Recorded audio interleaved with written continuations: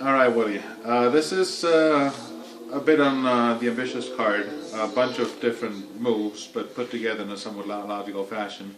Let's say you start with the five of hearts, much like you start.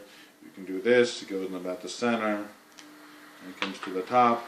Then you can do, I like this Daniel Leroux bit, where you just lay it down much the same way, but you show it again. And it goes in about the center, it goes in the side, naturally comes back to the top. Then you can leave it face up.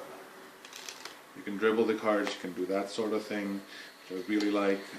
So you, again, apparently put it in the side. You can see it till the very last second, you square it up, and naturally you can do something with the other hand.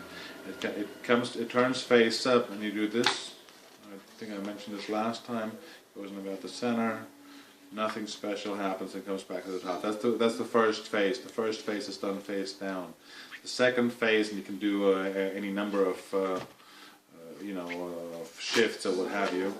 But what I like to do is I like to introduce the notion of shaking the card to the top. So you say you shake the card to the top, it comes to the top. I don't always do all of them, obviously. And you can do this bit where about halfway down the deck, and you shake it again, and it's about only 3 or 4 cards up in the deck. You shake it again, and it comes all the way to the top. And then for the last one, I like to put it in the center. It goes in apparently quite fairly. You can show both sides.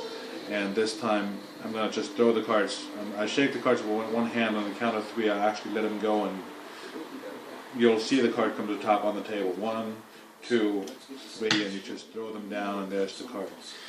So very briefly, some of them you might know, obviously, but I like the last one. So you have any card, I know you start the same way. You take the double off here, and the reason for the first one is say the Daniel Leroux. You show this card, and you put it in the center because you're conditioning them, obviously, that every time it goes fairly in the center. The first time around it comes fairly to the top.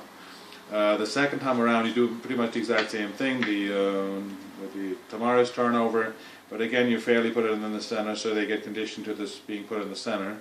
It comes fairly to the top. Then you do you dribble the cards, and somewhere in the dribble you in-jog one card, and you square them up but not quite, so that the in-jog card is still in-jogged, and you take a break for a tilt, and then with the usual subtlety of lifting up part of this, the actual card goes in second from the top, and you put it in with your thumb, and as you know, the index finger presses down on it, but as it goes flush, or apparently flush, your ring finger kicks over that in-jog card, which is just a really nice subtlety, because you apparently go through the same thing as you did before.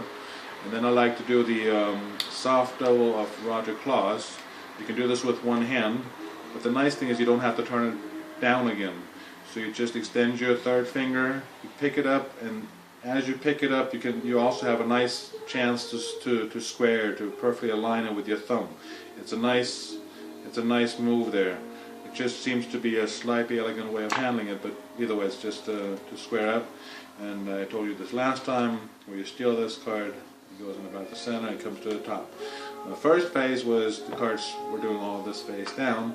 The second phase, there's by the way, there's a way of doing this with the SWE pass or what have you, where you do this sort of thing, but I haven't played around with it enough. Anyway, what I like is the jiggle pass, and there's usually not a reason to jiggle, but in this case you say, well, you just jiggle them up, or you shake them up, and as you shake the cards, your card comes to the top. And the rest of the routine, you prove that. So this one here is, I forgot who came up with this, but you know it anyway. So the cards are halfway down, and you can either do a regular pass, or you can do a top card cover pass. I tend to do a regular pass, because it's too much to set up for.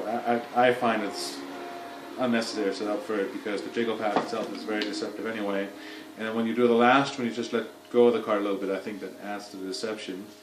And the very last bit of this, I'm a little bit proud of that. I think that's the perfect application of that longitudinal bit, the longitudinal color change or whatever.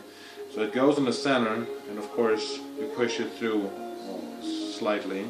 So you go under this, you can do this Gary Kurtz display, and then you can do the Gary Kurtz steel, and the cart comes over and you shake the carts. And I think you ought to count yourself 1, 2, 3, 1, or you can do it out loud, 1, 2, and on the last overall downward swing with a little jittery bit, you shoot this cart on top, and then you immediately drop the carts. It's important to, after you receive it, I mean almost in the same motion, son of a bitch, but anyway, let's do it this way.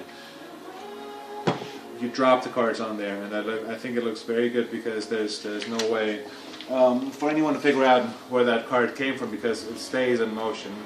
And I think it's a worthy close to an ambitious card routine, because I wanted to get away from that bent card a little bit. And I hope you found something of interest in there, and I'll talk to you soon.